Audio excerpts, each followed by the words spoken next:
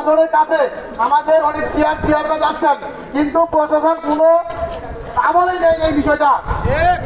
তাই আমাদের এখন আজকের এই অবস্থান কর্মসূচিতে আমরা ঘোষণা করতে চাই, আপনারা যদি আধা ঘন্টার মধ্যে আমাদের এখানে না আসেন, আমাদের দাবি দাবা না মেনে নেন, আপনারা যদি 10 মিনিটের মধ্যে